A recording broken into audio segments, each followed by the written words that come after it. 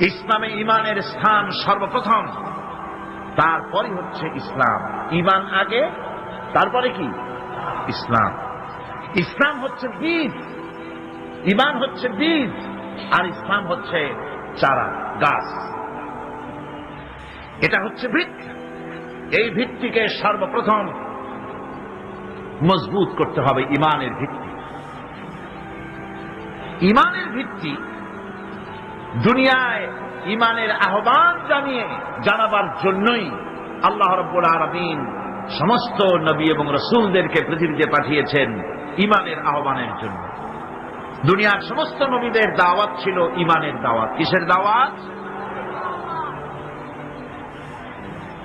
এই ইমানের দাবিটা আসছে, এই দাওয়াতটা এসেছে আল্লাহর কাছ থেকে। কার কাছ থেকে?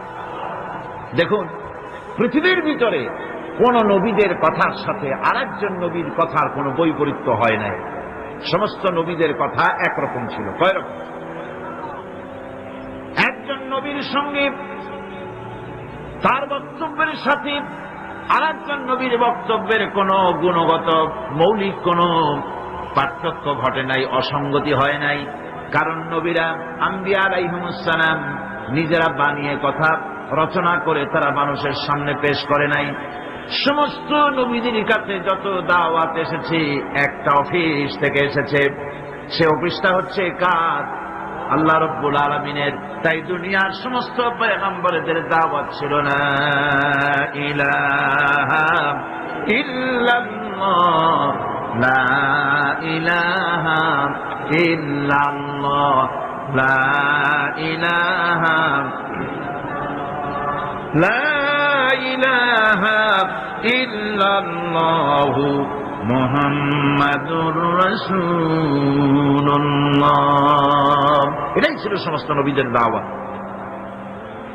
কোরআনে কারীম তার ধারক এবং বাহক সম্পর্কে বলে যে তিনি যে দাওয়াত দিয়েছেন সে দাওয়াতটা হলো ইমানের দাওয়াত। আমাদের নবী তিনি এসে যে দাওয়াত দিয়েছেন সে দাওয়াতটা কিসের? কোরআনে কারীম বলছে, ربنا إننا سمعنا مناديا ينادي للإيمان। হে আমাদের রব, নিশ্চয়ই আমরা এমন একজন আহ্বায়কের আহ্বান শুনেছি যিনি আমাদেরকে ইমানের দাওয়াত দিয়েছেন। এমন কোন পয়গম্বর নাই দুনিয়ায় যিনি ইমানের দাওয়াত দেন নাই।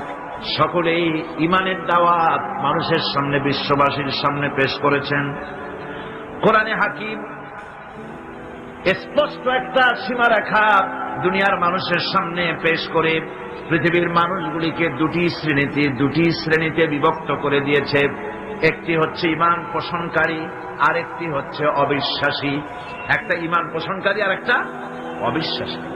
ঈমান পোষণকারীরা সত্যশ্রয়ী, তারা হচ্ছে জ্ঞান এবং নূরের সম্পদে সমৃদ্ধ।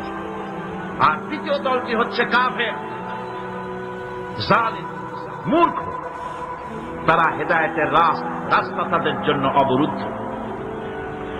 কোরআনে কারীম এই দুইটি দল সম্পর্কে উল্লেখ করতেছেন, মাসালুল ফারিকাইনি কাল আ'মা ওয়াল আসাম্মি ওয়াল বাসীরি ওয়াস সামীম হাল ইয়াস্তাবিয়ানি মাসালান আফালা। কোরআন শরীফ বলছে, হাল يستويان مثلا أفلا تذكرون। দুইটি শ্রেণীতে আল্লাহ পাক ভাগ করে দিয়েছেন। একটা শ্রেণী হচ্ছে অন্ধ, বোবা, বধির। আরেকটি যারা শুনতে পায়, চোখে দেখতে পায়। এই দুটি কখনো এক নয়, সমান নয়। এ দুটির রাস্তা আলাদা। কাফেরের রাস্তা, ইমানদারদের রাস্তা সম্পূর্ণ ভিন্ন। আল্লাহ রাব্বুল আলামিন ঈমান এবং কুফরের পার্থক্য বলে দেওয়ার জন্য গোটা মানব জাতির মধ্যে স্পষ্ট করে বলেছেন, লা ইকরাহা ফিদ-দীন ক্বাদ তাবায়্যানার রুশদু মিনাল গাই। দ্বীনের ব্যাপারে জোর জবরদস্তি নেই। এখানে হেদায়েতের পথ এবং গোমরাহি, হেদায়েতকে গোমরাহির পথ থেকে সম্পূর্ণ আলাদা করে দেওয়া হয়েছে। লা ইকরাহা ফিদ্দীন, দ্বীনের ব্যাপারে কোনো জোর জবরদস্তি নেই। যারা ধর্মনিরপেক্ষবাদী তারা এই আয়াতটাকে নিজেদের মতবাদকে প্রতিষ্ঠার লক্ষ্যে অনেক সময় কাজে লাগায়। দুটি আয়াতকে তারা বেশি ব্যবহার করে। একটা হচ্ছে লাকুম দীনুকুম ওলিয়া দীন, আর একটা হচ্ছে লা ইকরাহা ফিদ্দীন। এই দুইটি আয়াতকে ধর্মনিরপেক্ষবাদীরা ব্যবহার করে। এই দুটির কোনটি তাদের আদর্শকে বোঝাবার লক্ষ্যে ব্যবহারের কোনো সুযোগ নাই। লা ইকরাহা ফিদ্দীন, ধর্মের ব্যাপারে কোনো বাড়াবাড়ি নাই, জোর জবরদস্তি নাই। এ কথা বলা হয়েছে এই কারণে যে কোন বিধর্মীকে, অমুসলিমকে ভয় দেখিয়ে, লোভ দেখিয়ে অথবা কোন ক্রমে কোন প্রকার চাপ সৃষ্টি করে তাকে মুসলমান বানানো যাবে না। এমনকি সূরা তওবার মধ্যে এসেছে, যুদ্ধ চলাকালীন সময়, জিহাদ চলাকালীন সময় কোন অমুসলিম যদি ইসলাম জানার জন্য তোমাদের তাঁবুতে আসে, তাহলে তুমি তাকে ইসলাম বুঝাও। ইসলাম শোনার পরে যদি মেনে নেয় ভালো কথা, আর যদি না মানে তাকে তার তাঁবু পর্যন্ত ফিরে যেতে দাও। মাঝপথে তাকে আক্রমণ করা যাবে না। ধর্মের ব্যাপারে কোনো বাড়াবাড়ি নাই। লা ইকরাহা ফিদ্দীন, এর দ্বারা ধর্মনিরপেক্ষতার কোনো কথা বোঝানো হয়নি। আর লাকুম দীনুকুম ওয়ালিয়া দীন, এটা ছিল কাফেরদের সেই বক্তব্যের প্রেক্ষিতে যেখানে কাফেররা বলেছিল মুহাম্মদ সাল্লাল্লাহু আলাইহি ওয়াসাল্লাম, আসুন আমরা এক কাজ করি, সেটা হলো ধর্ম নিয়ে আমাদের মধ্যে যে বাকবিতণ্ডা হচ্ছে, আমরা ধর্মকে 50-50 ভাগ করে নিই। কিছুদিন আমরা গিয়া আপনার আল্লাহরে সেজদা দেই, আর কিছুদিন আপনারা আমাদের মূর্তিগুলিকে প্রণাম করুন। এই প্রস্তাব যখন রাখল, আল্লাহ রাব্বুল আলামিন সূরা কাফিরুন অবতীর্ণ করে দিলেন, কুল ইয়া আইয়ুহাল কাফিরুন লা আ'বুদু মা তা'বুদুন। হে কাফেরেরা, হে অবিশ্বাসীরা, নবী আপনি বলুন, হে অবিশ্বাসীরা, তোমরা যার ইবাদত করো আমরা তার ইবাদত করি না, আবার আমরা যার ইবাদত করি তোমরাও তার ইবাদত করো না। সুতরাং লাকুম দীনুকুম ওয়ালিয়া দীন, সুতরাং তোমাদের দিন তোমাদের জন্য, আমাদের দিন আমাদের জন্য। এখানে নিরপেক্ষতার কথা বলা হয় না, এখানে পক্ষের কথা বলা হয়েছে। কিসের পক্ষ? ধর্মের পক্ষ। কিসের পক্ষ? হিন্দু, খ্রিস্টান, বৌদ্ধ, তোমরা তোমাদের ধর্মের পক্ষে থাকো। মুসলমান, তোমরা তোমাদের ধর্মের পক্ষে থাকো। ধর্মের ব্যাপারে নিরপেক্ষ হওয়ার কোন সুযোগ নাই। আছে নাকি সুযোগ? আমি পার্লামেন্টে বলেছি এই কথা, যে একটা ধর্মের উপরে বিশ্বাস করে নিজেকে একটা ধর্মের পক্ষের ব্যক্তি হিসাবে ঘোষণা করে কেউ বলছে, দাবি করছে আমি হিন্দু, কেউ বলছে আমি বৌদ্ধ, কেউ বলছে আমি খ্রিস্টান, কেউ বলছে আমি মুসলমান, নিজেকে একটা ধর্মের বিশ্বাসী ঘোষণা করার পর আমি ধর্মনিরপেক্ষ, এই কথাটা মিথ্যা, বানোয়াট, জালিয়াতি, প্রতারণা, মুনাফিক। কোন ধর্মের অনুসারী ব্যক্তি ধর্মনিরপেক্ষ হতে পারে না। কেবলমাত্র নাস্তিক, যারা আল্লাহরে মানে না, আল্লাহকে স্বীকার করে না, ওরা বলতে পারে আমরা ধর্মনিরপেক্ষ, ধর্মের ব্যাপারে আমরা নিরপেক্ষ, গুলো মানি না, বিশ্বাস করি না। কিন্তু যারা ধর্মে মানে, সেদের যে ধর্মেরই হোক না কেন, সে ব্যক্তি ধর্মনিরপেক্ষ যদি দাবি করে, এটা মিথ্যে কথা, এটা মুনাফিকি ছাড়া কিছু হতে পারে না। মুসলমানকে, যে কোনো জাতিকে যে ধর্মে আছে ধর্মের পক্ষে থাকায় কথাই বলা হচ্ছে। এখন আমি বলতেছিলাম ইমানের কথা। ইমান আগে আনতে হবে। ইমান সম্পর্কে আল্লাহ রাব্বুল আলামিন বলতেছেন, ইমান হলো আগে, তারপরে ইসলাম। আবার ইমান আনার আগে আবার কুফরি একটা শব্দ আছে, সেটা হলো فَمَن يَكْفُرْ بِالطَّاغُوتِ وَيُؤْمِنْ بِاللَّهِ فَقَدِ اسْتَمْسَكَ بِالْعُرْوَةِ الْوُثْقَى لَا انفِصَامَ لَهَا وَاللَّهُ سَمِيعٌ عَلِيمٌ। فَمَن يَكْفُرْ بِالطَّاغُوتِ, যে ব্যক্তি তাগুতকে অস্বীকার করেছে, সর্বপ্রথম তাগুতকে অস্বীকার করতে হবে।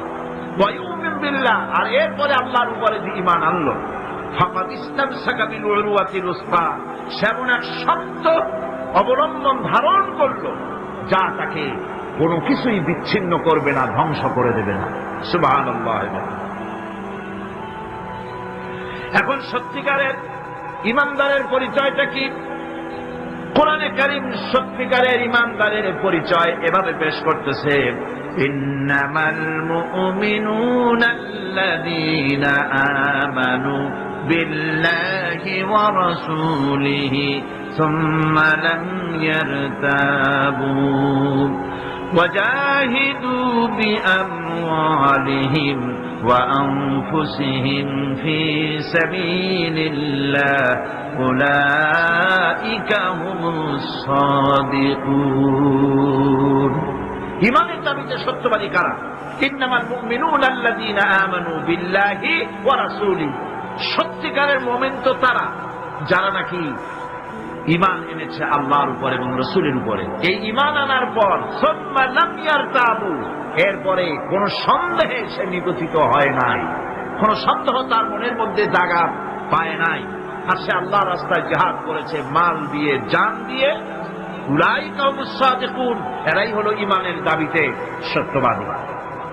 সুম্মা লাম ইয়ারতাবু, অথবা এক বিন্দু সন্দেহ মনের মধ্যে জায়গা দেয় নাই, অর্থাৎ ঈমান আনছি কার উপরে? আল্লাহর উপরে। কার উপরে? আর তার রাসূলের উপরে। আল্লাহ এবং রাসূলের উপরে ঈমান আনার পর যারা আল্লাহ এবং রাসূলের বিধান জীবনের সকল ক্ষেত্রে মানতে পারে নাই, তারাই সন্দেহে নিগঠিত হয়েছে। কথা বুঝতে পেরেছে? তাদের সন্দেহ এই কোরআন মানুষের জীবন, তার সম্পদ, তার রাজনীতি, তার অর্থনীতি পরিচালনা করতে পারে না। সেই জন্য ধর্মের ব্যাপারে কোরআন মানি, ধর্মের ব্যাপারে নামাজ আর রোজা মানি, কিন্তু রাজনীতিতে ধর্ম মানি না। এটাই হলো সন্দেহ।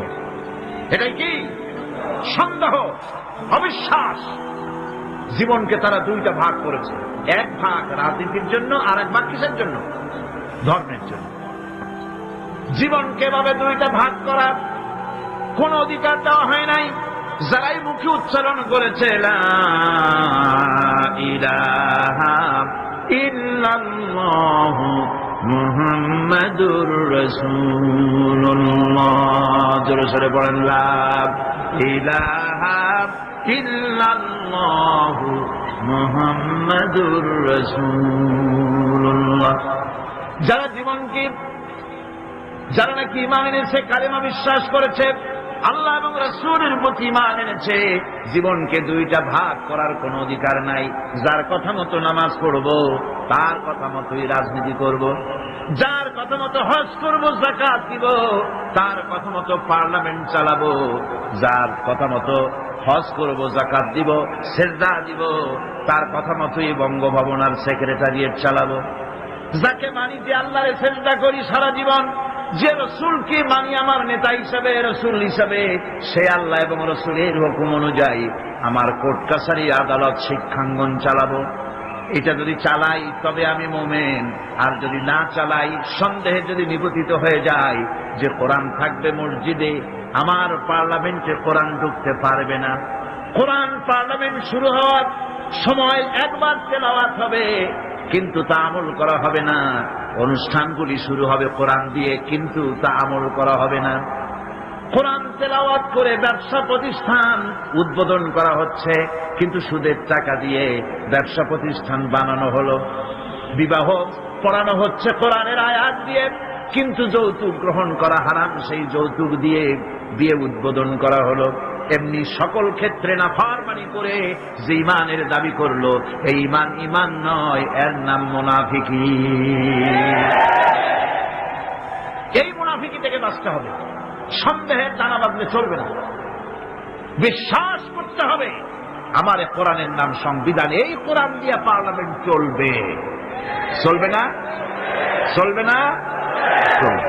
আমি এ যাবৎকালীন যত বক্তব্য রেখেছি পার্লামেন্টে, আমার অধিকাংশ বক্তব্য আমি কোরআন দিয়ে হাদিস দিয়ে বলেছি, আলহামদুলিল্লাহ। চাই সে শিল্পনীতি, বিদ্যুৎ নীতি, অর্থনীতি, বাজেট, শিক্ষানীতি, আইন শৃঙ্খলা পরিস্থিতি, সবটা কোরআন হাদিস দিয়ে আমি আলোচনা করার চেষ্টা করেছি, আলহামদুলিল্লাহ। আমার এলাকার মানুষের কাছে আমার এটা ওয়াদাও ছিল, নির্বাচনকালীন ওয়াদা। আমি এই ওয়াদা করি নাই যে আপনারা আমাকে ভোট দেন, আমি আপনাদেরকে মটকির মতো বিশাল রসগোল্লা বানায় দেব, গরুর গাড়ির চাকার মতো জিলাপি বানায় দেব, এইসব কথা বলি।